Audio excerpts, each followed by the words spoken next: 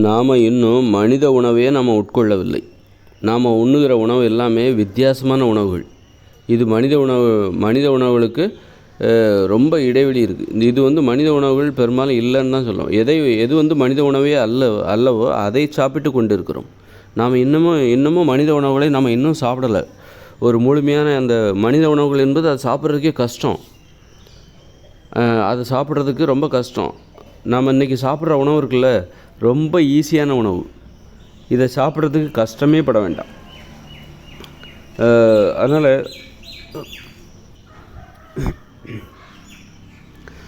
மனித உணவுகளை சாப்பிட்றது ரொம்ப கஷ்டம். மனித உணவுகள்னால் என்ன அப்படின்னா, காய்கறிகள், கீரைகள், கிழங்குகள், பழங்கள், பயிர் வகைகள், பருப்புகள், கடலைகள், அப்புறம் காளான். இதுதான் மனித உணவு. தேன்லாம் மனித உணவு கிடையாது. பால், தயிர், மோர், வெண்ணெல்லாம் மனித உணவு கிடையாது. அப்போது மனித உணவுன்னு நான் எதெல்லாம் சொல்கிறேனோ அது நினச்சி பாருங்கள். உப்பே சேர்க்கக்கூடாது. காய்கறிகள், கீரைகள், கிழங்குகள், பழங்களை சாப்பிட்றலாம். ஈஸியாக இருக்கும், இனிப்பாக இருக்கும், அதனால சாப்பிட்றலாம். பழங்கள் எல்லா காலத்துலையும் கிடைக்குமா? மாம்பழம், கொய்யாப்பழம் அதெல்லாம் சீசனில் தான் கிடைக்கும். அந்தந்த சீசனில் தான் கிடைக்கும். கொய்யாப்பழம், ஆரஞ்சு பழம், அன்னாசி பழம், திராட்சை பழம், பலாப்பழம் இதெல்லாம் அந்தந்த சீசனில் கிடைக்கும். அப்போது மற்ற நாட்களில் நீங்கள் என்ன பண்ணுவீங்க? எல்லா நாட்கள்லேயும் உங்களுக்கு காய்கறியும் கிடைக்காது. காய்கறிகள்லாம் கூட ஒரு சீசன் தான். அப்போ எல்லா நாள்கள்லேயும் காய்கறி கிடைக்காது. எல்லா நாள்கள்லேயும் உங்களுக்கு பழம் கிடைக்காது. வருடத்தின் அனைத்து நாட்களும் உங்களுக்கு பழங்கள் கிடைக்காது. அப்போ நீங்கள் அந்த பழங்களோ, காய்கறிகளோ, கிழங்குகளோ கிடைக்காத நாட்களில் நீங்கள் என்ன சாப்பிடுவீங்க? அப்போ தான் இலைதழைகள், மூலிகைகள், கீரைகள் பச்சையாக சாப்பிட வேண்டிய, உப்பு சேர்க்காம பச்சையாக அல்லது வேக வச்சு, உப்பே சேர்க்காமல் வேக வச்சோ அல்லது பச்சையாவோ நம்ம சாப்பிட வேண்டிய கட்டாயம் ஏன் வருது அப்படின்னா, எல்லா நாட்கள்லேயும் நமக்கு பழங்களோ, காய்கறிகளோ, கிழங்குகளோ கிடைக்காது. பருப்புகள், கடலைகள் கூட எல்லா நாட்கள்லையும் கடலைகள்லாம் நீங்கள் வயிறு நிறைய சாப்பிட முடியாது. சும்மா ஆசைக்கு ஒரு கைப்பிடி வேர்க்கடலை எடுத்து சாப்பிட்லாம். ஒரு 4 பாதாம் பருப்பு எடுத்து சாப்பிட்லாம். ஆசைக்கு எடுத்து சாப்பிட்லாம். மற்றபடி அதை வயிறு நிறைய சாப்பிட முடியாது. பல்வேறு உணவுகளை சாப்பிட்டு தான் நம்ம வயிறை நிரப்பணும். ஒரே உணவை சாப்பிட்டு, இப்போ பழங்களாக இருந்தால் பழத்தை மட்டுமே சாப்பிட்டு வயிறை நிரப்பலாம். ஒரு காய்கறியை மட்டுமே சாப்பிட்டு வயிறை எப்படி நிரப்ப முடியும்? அப்போது புதுமையாக உணவுகளை சாப்பிட வேண்டியிருக்கு. கொஞ்சம் மூலிகைகள், கொஞ்சம் கீரைகள், கொஞ்சம் கிழங்கு, கொஞ்சம் காய்கறி, கொஞ்சம் நிறைய பழங்கள்.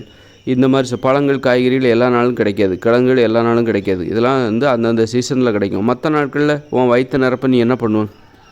அப்போ தான் வேறு வழியே இல்லை. நம்ம இலை தழைகளை சாப்பிட வேண்டிய அவசியம் அப்போ தான் வருது, கட்டாயம் வருது. இலை தழைகள், அப்புறம் மூலிகைகளை சாப்பிட வேண்டிய கட்டாயம் அப்போ தான் வருது. அப்போது மனித உணவுங்கிறது எவ்வளோ கஷ்டமானதுங்கிறத நல்லா புரிஞ்சுக்கோங்க. சாப்பிட்றது எவ்வளோ கஷ்டம் தெரியுமா? ரொம்ப கஷ்டம். உப்பே சேர்க்காமல் காய்கறிகளை பெரும்பாலும் பச்சையாக எதுக்காக போய் சமைச்சிக்கிட்டு உப்பே சேர்க்குறதில்ல, மசாலா சேர்க்குறதில்ல. அப்புறம் அதை சமைச்சு சாப்பிட்றதுல நமக்கு என்ன பெரிய ஆர்வம் வந்துட போகுது? எதை பச்சையாக சாப்பிட முடியாதோ அதை தான் நீங்கள் சமைச்சு சாப்பிட போகிறீங்க. இப்போ ஒரு கத்திரிக்காவை அதை பச்சையாக சாப்பிட முடியாது. அதனால என்ன பண்ணுவீங்க? அதை சுட்டு சாப்பிடுவீங்க. எதை உங்களால் பச்சையாக சாப்பிட முடியாதோ அதைத்தான் நீங்கள் சுட்டோ அல்லது அவிச்சோ நீங்கள் சாப்பிட்லாம். அந்த மாதிரி ஒரு வாழ்க்கை முறை வரப்போகுது. அப்போ தான் அந்த மனித உணவுகளை அதை சாப்பிட்றதே எவ்வளோ கஷ்டங்கிறது அப்போ தான் தெரியும். இன்றைக்கி நம்ம ஆசையாக இட்லி, பூரி, பொங்கல், தோசைன்னு சாப்பிட்றோம். ஆசையாக சாப்பிட்றோம். ஆனால் ஒரு ஆசையாக நீ மூலிகைகளை சாப்பிட முடியுமா? மூலிகைகளை, கீரைகளை, கிழங்குகளை, பழங்களை சாப்பிட்லாம். பழங்களை கூட ஒரு ஆசையாக சாப்பிட்லாம். காய்கறிகளை, வெண்டைக்காவை, கேரட்டெல்லாம் கொஞ்சம் ஆசை இருக்கும். ஆனால் ஒரு மூலிகைகளை போய் ஆசையாக சாப்பிட முடியுமா? மூலிகைகளை, கீரைகளை ஆசையாக சாப்பிட முடியுமா? வயிற்றை நிரப்பணுமே, அதுக்காக எதெல்லாம் சாப்பிட முடியுமோ அதெல்லாம் சாப்பிடுவாங்க. அதே நேரத்தில் அவங்க வயிற்றை நிரப்பணுங்கிறதுக்காக முட்டை, பால், தயிர், மோர், வெண்ணெயெல்லாம் சாப்பிட மாட்டாங்க. மாமிசத்தை சாப்பிட மாட்டாங்க. சாப்பிடக்கூடாது. மனுஷங்க சாப்பிடக்கூடாது. ஏன்னா நாம் ஏன் மூலிகைகளை நம்ம இன்றைக்கி ஏன் சாப்பிடல? இன்றைக்கி ஏன் நம்ம கீரைகளை பச்சையெல்லாம் நம்ம சாப்பிடுவதில்லை? காரணம் என்னென்னா, நம்மளை அந்த மாதிரி அதெல்லாம் சாப்பிட வேண்டிய ஒரு நெருக்கடியை நமக்கு ஏற்படுத்தாமல் இருக்கிறது தான் தடுக்கிற உணவுகள். அதெல்லாம் சாப்பிடுவதை தடுக்கிற உணவு தான் இந்த மாமிசம், மீன், முட்டை, தயிர், மோர், வெண்ணெய், நெய்யெல்லாம். நம்ம எது மனித உணவோ அதை சாப்பிடாமல் தடுக்கின்ற உணவுகள். இதெல்லாம் நம்மளை தடுத்து வச்சுக்கிட்டு இருக்குது. நம்ம அதை நோக்கி போகணும். அதில் தான் நமக்கு தீர்வு இருக்குது. அந்த மனித உணவுகளை சாப்பிட்றதுல தான் நமக்கு தீர்வு இருக்குது. நம்முடைய நோய்கள் குணமாகும். நம்ம வந்து ஒரு மகிழ்ச்சியான வாழ்க்கை வாழ முடியும். ஒருவர் நேசிக்க முடியும். நம்ம உடம்பை நாம் நேசித்தா தான் நம்ம பிறரை நேசிக்க முடியும். நம்ம உடம்புக்கு நோயை ஏற்படுத்துகிற உணவுகளை சாப்பிட்றோம் அப்படின்னா அது நம்மை நேசிப்பதாக பொருளாகாது. நமது உடலை நேசிப்பதாக அது பொருள்படாது. அப்போ நமது உடம்புக்கு நோயை ஏற்படுத்தாத ஆரோக்கியத்தை ஏற்படுத்துகிற உணவுகளை சாப்பிடும்போது தான் நமது உடலை நாம் நேசிக்கிறோம் என்று பொருள். அப்போ அது வந்து அதற்கான உணவு தான் மனித உணவுகள். மனித உணவுகள்னு நான் ஏன் அதை பிரிக்கிறேன் அப்படின்னா, அந்த உணவு தான் நமது உடலை நேசிப்பதற்கான உணவு, நமது உடலுக்கு தீங்கு ஏற்படுத்தாத உணவு. அப்படிப்பட்ட உணவை சாப்பிடும்போது தான் நம்ம உடலை நாம் நேசிப்போம். நம்ம உடம்பை நம்ம நேசிக்கும் போது தான் பிறரையும் நேசிப்போம்.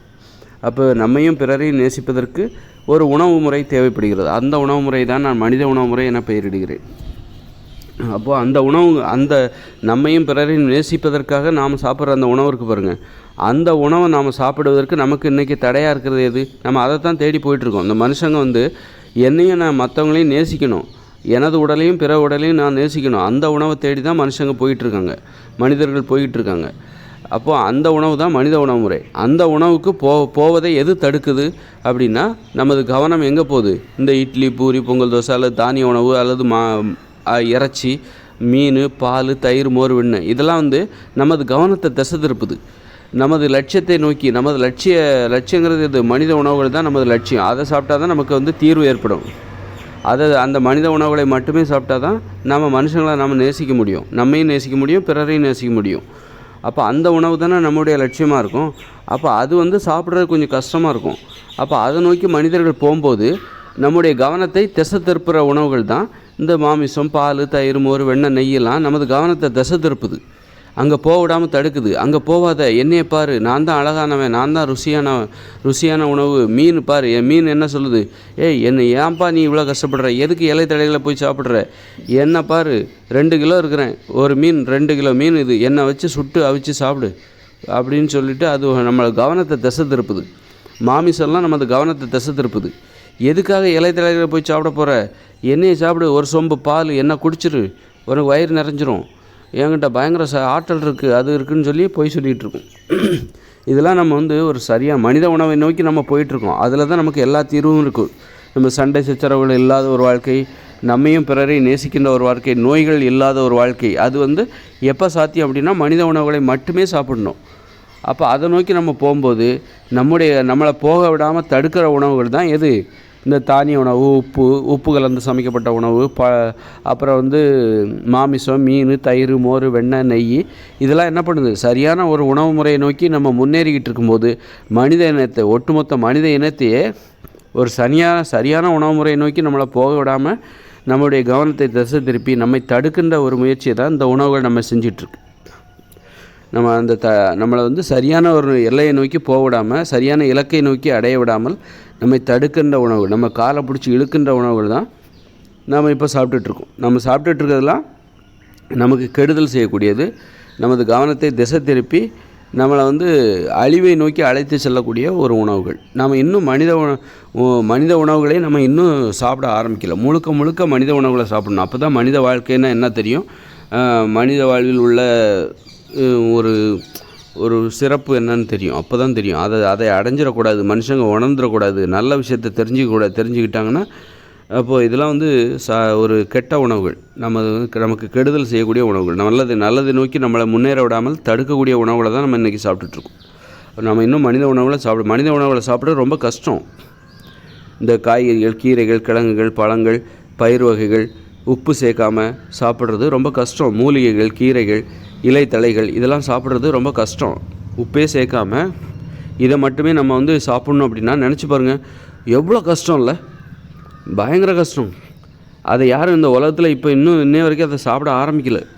நீங்கள் வந்து காடுகளில் வாழ்கிற பழங்குடி மக்கள் கூட என்ன பண்ணுறாங்க, மாமிசத்தை தான் சாப்பிட்றாங்க.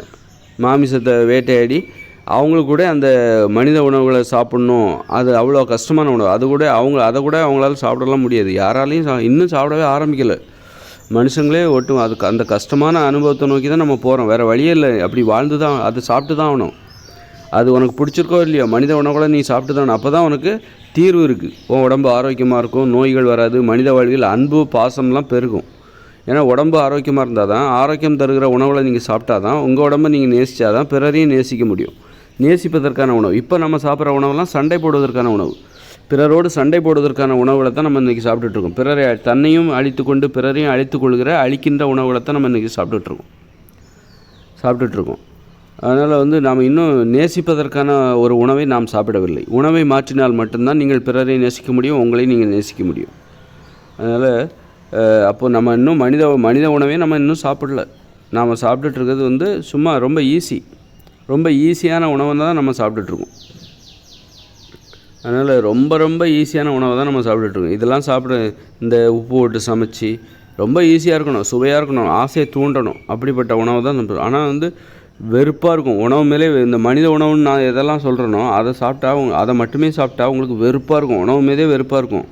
ஆனால் உயிர் வாழ்ந்தாகணுமே அப்படிங்கிற அந்த நெருக்கடியின் அடிப்படையில் நீங்கள் அதை சாப்பிட பயிற்சி செய்வீர்கள். அதை சாப்பிட வேண்டும், அதற்கான ஆர்வத்தை உருவாக்கி கொண்டு சாப்பிட முயற்சி செய்வீர்கள். அது சாப்பிட்றதுக்கே கஷ்டமாக இருக்கும், ஆனால் நீங்கள் அதை சாப்பிடுவீங்க. சாப்பிட்டு தான் ஆகணும், வேறு வழி இல்லை, உயிர் வாழ்ந்தாகணும். அந்த உணவுகளை தவிர்த்துட்டு நீங்கள் ஒரு மாமிசத்தையோ மீனையோ பால் தயிர் மோர் வெண்ணெயோ போய் அது அங்கே எஸ்கேப் ஆக முடியாது.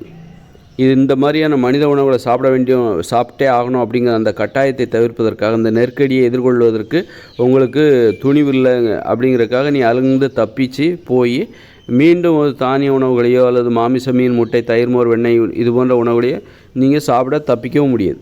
தப்பிச்சா நோய்ங்கிற அந்த பள்ளத்தாக்கில் விழுந்துருவீங்க. அப்படிங்கிற அந்த புரிதல் இருக்குல்ல, வேறு வழியே இல்லைப்பா, அந்த மனித உணவுகளை சாப்பிட்டு தான் ஆகணும். உப்பு சேர்க்காத காய்கறிகள், பழங்கள், கீரைகள், கிழங்குகள், இலைதழைகள், மூலிகைகள், இதை நம்ம சாப்பிட்டு தான் ஆகணும், வேறு வழியே இல்லை. அப்போ தான் தெரியும் உணவுன்னா என்னென்னு. அப்போ தான் தெரியும் ஒரு உணவு சாப்பிட்றது எவ்வளோ கஷ்டங்கிறது. அப்போ தான் தெரியும். மாடு தினமும் புல்லையே திங்குது பாருங்கள். ஒரு நாள் ஃபுல்லாக புல்லையே தின்னுக்கிட்டு இருக்குது. அது எவ்வளோ கஷ்டமாக இருக்குன்னு நினச்சி பாருங்கள். ஆனால் அது புல்லை தான் திங்குது, என்றைக்கும் அதுலேருந்து தப்பிக்கிறதே கிடையாது. ஒரு பழத்தை சாப்பிடலாமே இனிப்பாக இருக்குமேன்னு சொல்லி அது பழத்தை தேடி போகிறதே கிடையாது. அது புல்லை தான் திங்குது. அவ்வளோ பெரிய வயிறு அதுக்கு. நாள் முழுதும் புல்லை தான் திங்குது. யானையை பாருங்கள், நாள் முழுதும் ஏதோ பழமும் சாப்பிடுது, எப்போவும் அதுக்கு பழம் கிடச்சிக்கிட்டே இருக்காது. அதனால் என்ன பண்ணுது, இலைத்தலைகளையும் அது சாப்பிடுது யானை. அப்போ எதுக்கு எவ்வளோ கஷ்டமாக இருக்குன்னு நினச்சி பாருங்கள். ஒரு யானையோட உணவு யானைக்கு எவ்வளோ கஷ்டமாக இருக்குன்னு நினச்சி பாருங்கள் அதை சாப்பிட்றது. ஆனால் அதை சாப்பிட்டு தான் ஆகணும். அது மாதிரி தான் அது மாதிரி தான் மனித உணவு என்பது நமக்கு ரொம்ப கடினமானது. அதுலேயும் இனிமையானது இருக்குது. பழங்களை சாப்பிடும்போது இனிப்பாக இருக்கும். என்றைக்கும் உங்களுக்கு பழங்கள் கிடச்சிக்கிட்டே இருக்காது. அதனால் கிடைக்காத நாட்களில் இலைதழைகளை சாப்பிட்ணும், மூலிகைகளை சாப்பிட்ணும், காய்கறிகளை சாப்பிட்டு தான் ஆகணும். கஷ்டப்பட்டு சாப்பிட்டு தான் ஆகணும். அப்போ தான் தெரியும் மனித உணவு. இன்றைக்கி நம்ம சாப்பிட்றோம்ல, ரொம்ப ஈஸியான உணவு, அதாவது உடம்புக்கு ஆரோக்கியம் தருகிற உணவு. இதை இறைச்சி சாப்பிட்டா நல்லது, முட்டை சாப்பிட்டா நல்லது, பால் சாப்பிட்டா நல்லது அப்படின்னு சொல்லி இவங்க நல்லதுன்னு எதெல்லாம் சாப்பிட்றாங்களோ அதெல்லாம் ரொம்ப ஈஸி. சுவைக்கு அடிமையாகி இவங்க சொல்கிற காரணம் தான் இது நல்லதுன்னு சொல்லிட்டு இதெல்லாம் சுவைக்கு அடிமையாகிட்டாங்க மனுஷங்க. போதை அடிமைத்தனம் என்றாலே அது போதை தான். போதைனாலே அது அடிமைத்தனம் தான். அப்போ இதெல்லாம் போதை உணவுகள். இவங்க அடிமைத்தனத்துக்கு இவங்க ஒரு காரணம் சொல்லிக்கிறாங்க. இறைச்சி சாப்பிட்டா அது ரொம்ப நல்லது, பால் சாப்பிட்டா ரொம்ப நல்லது, மீன் சாப்பிட்டா ரொம்ப நல்லது. அது ஏதோ நல்லது தான்ப்பா. அது சாப்பிட்றது என்ன கஷ்டமாக, ஈஸி. அதுக்கு அடிமையாகிடுவாங்க. அதை சாப்பிட்டா ரொம்ப அடிமைத்தனமே வரும், அதுலேருந்து விடுபட முடியாது. ஆனால் நீ உண்மையிலே உன் உடம்புக்கு நல்லதுன்னு நினச்சி நீ எதை சாப்பிடணும் அப்படின்னா, காய்கறிகளை உன்னால் சாப்பிட முடியுமா? மூலிகைகளை மட்டுமே மூலிகைகள், காய்கறிகள் இதெல்லாம் உன்னால் சாப்பிட முடியுமா? அதுதான் அப்போது உடம்புக்கு நல்லதுன்னு நினச்சி சாப்பிட்ற உணவுங்கிறது அது வேறு.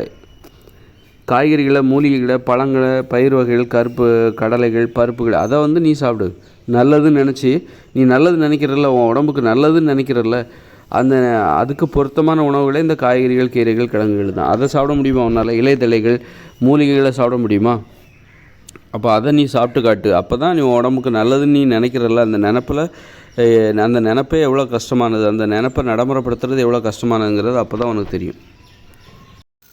மனித உணவுகளை மட்டுமே சாப்பிட்டா சோர்வு வரும். காய்கறிகள், பழங்கள், கீரைகள், கிழங்குகள், பருப்புகள், கடலைகள், காளான் இதெல்லாம் உப்பு சேர்க்காமல் பச்சையாகவோ வேக வச்சோ சுட்டோ நீ சாப்பிட்ற அப்படின்னா இதனால் உனக்கு ஒரு பயங்கர ஆற்றல்லாம் கிடைக்காது. இந்த இட்லி, பூரி, பொங்கல், தோசை, பிரியாணி எல்லாம் சாப்பிட்டா அவங்க உடம்புல ஒரு ஆற்றல் கிடைக்குதுல்ல, அந்த மாதிரி ஒரு வலிமை, அந்த அளவுக்கு ஒரு தெம்பெல்லாம் கிடைக்காது. காய்கறிகள், கீரைகள், கிழங்குகள், பயிர்கள், பருப்புகள், கடலைகள்லாம், இலைதழைகள், மூலிகைகளை சாப்பிடும்போது உடம்புல அவ்வளோ பெரிய வலிமை, தெம்பெல்லாம் கிடைக்காது. அப்போ ரொம்ப சோர்வாக இருக்கும். இப்படி பலவித மனித உணவுகளை மட்டுமே சாப்பிடும்போது நம்ம பலவித பிரச்சனைகளை சந்திப்போம். ஆனால் ஆரோக்கியமாக இருக்கும், நோய் வராது. நோய் எதிர்ப்பு சக்தி அதிகமாகிட்டே தான் போகும், நோய்கள் வராது. இன்றைக்கி இருக்கிற எந்த ஒரு நோயுமே, இன்றைக்கி இந்த போலியோ நோயெலாம் சொல்கிறோம்ல, அதெல்லாம் கூட வராது. போலியோ நோயெல்லாம் வந்ததுக்கு என்ன காரணம்? இந்த உப்பு போட்டு சமைச்ச உணவுகள், மாமிசம், மீன், முட்டை, தயிர், மோர், பால், வெண்ணெய், நெய், தானியங்கள், இந்த உணவுகளை சாப்பிட்றதுனால தான் நமக்கு நோயே வந்துச்சு. இந்த இதுவரைக்கும் நாம் சந்தித்த அத்தனை நோய்களுக்கும் இந்த உணவு தான் காரணமே, இந்த தவறான உணவு முறை தான் காரணம். அதனால் சரியான மனித உணவு முறையை நம்ம சாப்பிடும்போது நமக்கு நோய்கள் எதுவும் வராது. அதே நேரத்தில் நமக்கு ரொம்ப கொஞ்சம் சோர்வாக இருக்கும், ரொம்ப வேகமாகலாம் இருக்க முடியாது. அவ்வளோ அந்த மாதிரியான ஒரு பிரச்சனைகள் வரத்தான் போகுது. அதனால என்ன, நம்ம ஆரோக்கியமாக இருப்போம்ல, நோய்கள் எதுவும் வராதில்ல. அந்த மாதிரியான ஒரு இது தான் நமக்கு கிடைக்கிற நன்மைகள்.